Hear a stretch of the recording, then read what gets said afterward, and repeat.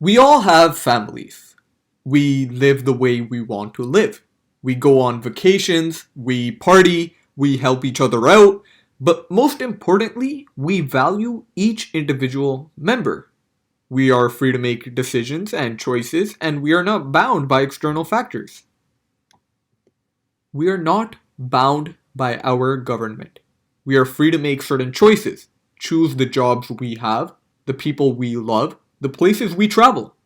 The government does not suppress our powers and does not prevent individuality. Each individual is unique.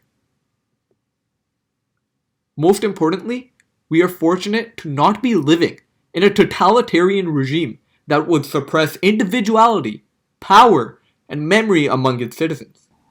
So, family has structure. It includes room for individual choice and expression. So does a democratic governance. But in a totalitarian government, there is absolutist structure, which means that there is no room for individualism and individual choice or expression. So this is actually both the advantage to and disadvantage of totalitarianism. It is very organized, there is structure, but it's not adaptive or responsive, which is why it creates more rebels. This is my senior thesis presentation. And the two novels that I have selected include Anthem and The Giver. And my presentation thesis is focusing on totalitarianism. That totalitarian regimes suppress individuality and promote fear to control the lives of its citizens. And inevitably, because of this control, because of this suppression of power, rebel figures will rise. But my central idea is focusing on the lives of people in a totalitarian regime. So, the first question we have to ask ourselves is, what defines a totalitarian style of government? What are its key features? But most importantly, what is the role of citizens? To understand the lives of people in a totalitarian regime, we must consider the board game rule. Let me explain. So, in my novels, Anthem and The Giver, we get a strong sense of what totalitarianism is. In a sense, this regime limits choices and decisions that its citizens can make. In both books, citizens are given their role in society by the head council, hence leaving the fate of citizens to mere chance. Chance that one may prosper, and chance that they will be disappointed. But there is limited choice in selecting what work you can do, which is seen clearly in Anthem, where the main character wants to become a scholar, but is given the role of a street sweeper. There's also the constant pressure to not rebel against the regime. It is a combination of fear and respect for the system that is providing for them. There's more of an indirect pressure that citizens feel, because citizens are pressurizing other citizens. If one were to rebel, other citizens would try to stop that individual, although they too may want that system to be eradicated. In a sense, totalitarianism is using its obedient citizens to control other citizens and have them follow the regime. We see this board game rule of choice and chance in the Nazi regime, in the Hunger Games, and throughout history. Think back to the centuries when kings were the head of the state, and everyone else was a slave to that king. Comparatively, the king was the head of the regime while everyone worked towards a greater cause, for the prosperity of the kingdom and the king. In terms of choice, individuals only had one job. The son of a blacksmith would take on his father's role and he too would become a blacksmith. In a totalitarian regime, there's a battle between limited choice and chance. The decision of where one would work, who they could fall in love with, etc., is based on chance and the decision that that regime makes. There is limited choice because citizens cannot make essential decisions, such as the work you want to do, and in some cases, such as The Giver, one cannot choose their family members. Totalitarians want one size fits all. Unfortunately, one size never fits all, so you either live in fear that your hat does not fit, or that sows the seeds of rebellion. Everything that I have discussed thus far is connected to some sort of fear. Fear against the regime, but in my opinion, there's a much greater fear. Fear of the unknown. In a totalitarian regime which comes with its own set of fears, such as citizens fearing the consequences of breaking laws or rebelling against the regime, there are many different fears.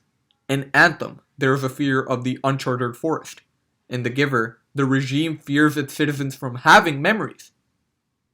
But the most important fear that a totalitarian regime can feel is the fear of changing systems, bringing new ideas that can revolutionize society. But bringing something new is fearful for the regime because it is bringing forward something that may collapse the entire system. Citizens of a totalitarian regime are not able to express individuality. There are strict principles in a totalitarian regime because collectivism is valued more than individuality. The word we is valued more than the individual I. The question comes down to, are we living for other men or for ourselves? In both of my books, citizens are living their life for a collective cause, which is of value to the regime.